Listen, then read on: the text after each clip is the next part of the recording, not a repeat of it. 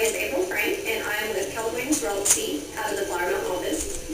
Today I am going to do a presentation on preparing your home to sell in today's market.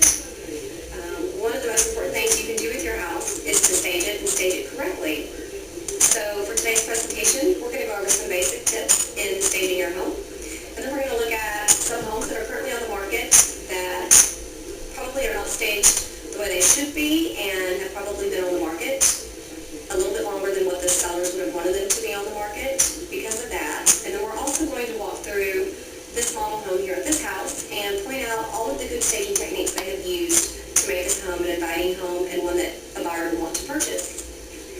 So to start with, I usually tell my buyers that if I offend them, that's not what I'm trying to do. When I walk through their home and when I suggest some staging tips to them, it's an honest suggestion and it's only a suggestion.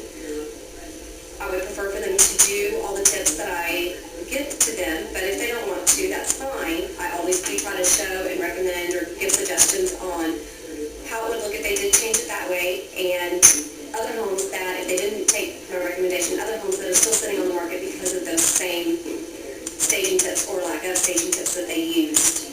So the first thing is just to let everyone know that I'm just being honest and I'm not trying to hurt anybody's feelings. One of the first absolute basic tips, is curb appeal. Curb appeal is what gets the buyer into your home.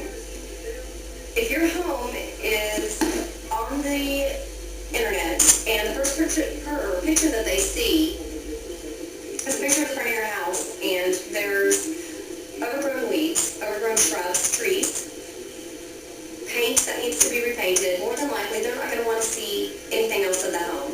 If you can't get your buyer or potential buyer past that first picture, which is your curb appeal, then you are going to lose out on a buyer for your home. So the first, and I think most important, is curb appeal.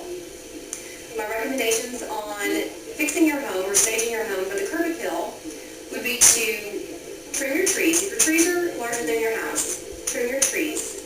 If your shrubs cover up windows, trim your shrubs. If you have weeds, you should go ahead and take the weeds out, have a professional lawn care service come out and maybe fertilize a few weeks prior to putting your home on the market. Get the water, get the rain, and get the new grass coming up. Flowers are always an extra added. They make your house look more inviting. They add color to it. Cleaning out your flower beds, maybe remulching, make it look fresh and new is another suggestion. And then always keep your porch clean. Keep your front mat. If you have an old mat that you've used a lot, probably invest in a new mat. And also your mailbox. Sometimes your mailbox can get all those cobwebs and spider webs and other dirt around it. Go ahead and clean your mailbox off as well. So for curb appeal, my basics are a fresh coat of paint, your shrubs, your trees, your grass, your mat, and your mailbox.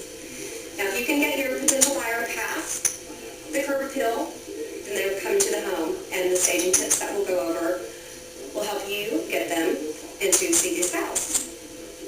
Some of the absolute basics on the inside, if you have an older home, I would say air it out. Either put in some little plugins, glades, Scentsies, something fresh, something warm, something inviting.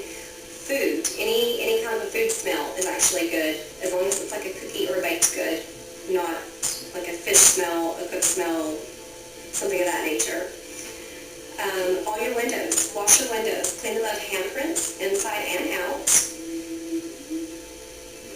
Another thing that you can do is your carpets. Make sure your carpets have been cleaned. If it's been over a year, I would professionally clean your carpets or go buy a steam cleaner at the local hardware store and steam clean them yourself. I would replace light bulbs. If they seem a little dim, I would put new light bulbs in, or if they're not working, absolutely replace those. Clean out all closets and cabinets. People actually do look in that when they look at a home. They will open up closets and cabinets and refrigerators, and so I would clean those out, declutter them, straighten up, put your clothes in order. Don't let them just hang off a hanger. I would actually rehang them, put the girls on one side, the guys on the other. The cleaner, the nicer, the neater, the tidier, the more appeal it's going to have. Another basic that you can do is to make sure that your rooms aren't overcrowded with furniture. Sometimes when you put in a living room, for example, if you put your couch, your chair and ottoman, and then a sofa, you may need all that for your family to sit on and to enjoy, but to sell your home, that may take up your whole living room, and a potential buyer cannot put themselves into that room. They can't see their furniture there because it's overcrowded, and they may feel that their furniture won't fit in that room. So I would eliminate any pieces of furniture that you're not using that are crowding the room to make the room, again, more inviting, and to have the potential buyer feel like they can put their furniture in there and it still fits. Another thing that you can do is keep your kitchen clean. By that, I would say wipe your dishwasher down from fingerprints from little kids if you happen to have those. Wipe your refrigerator off of fingerprints. Stainless steel appliances get the most fingerprints, and it tends to look dirty. So if you can wipe those down daily and make sure all appliances that you have to keep out on your cabinet, those also need to be cleaned. Again, potential buyers will look through your cupboards. So if you can straighten up your plates, your cups, your teacups, your glasses, whatever you have, anything in there that you can straighten up and make tidy and look neat, even though you're not going to see it from the outside, buyers will open up your cabinets and look. Another basic that we will consider is your bathtubs, your showers, and your sinks. Make sure they're all fresh and clean and white and pearly, no grunge, no soap. And I would also, if you have towels that from using that during the day, I would put your towels away. If you're going to reuse it that same day, put them away. Don't leave them hanging out, appear to look dirty. I would make it look clean, but yet usable, but not, you didn't just use the bathroom. Those are some of the basic tips, but a few more suggestions if you're willing to do a little bit more. Like I said in the kitchen earlier, if you have to have your appliances out, that's fine, but if you don't, and the counter space is small, it's always good to take, even if you use your toaster daily, it's good to take the toaster and put it up every day, or your blender. Coffee maker too. Keep your coffee maker out if you absolutely need to, but if you have limited space, removing your coffee maker will make your kitchen countertops appear bigger, thus your kitchen's going to look bigger, and again, more appealing to the buyer. Children's toys, inside and outside. I know that those are things that are probably used on a daily basis, but if you can at least pick them up and put them into a corner or into a closet, if they're on the inside. If they're on the outside and it's a child's scooter or bike or bicycle helmet, putting those to the side of the house or into the garage would be good as well. Some of the other things that you can do is to make sure your pull-down staircase works. A lot of times, buyers will walk through the house and wonder, what does the attic look like? And they'll go and look for the attic opening door.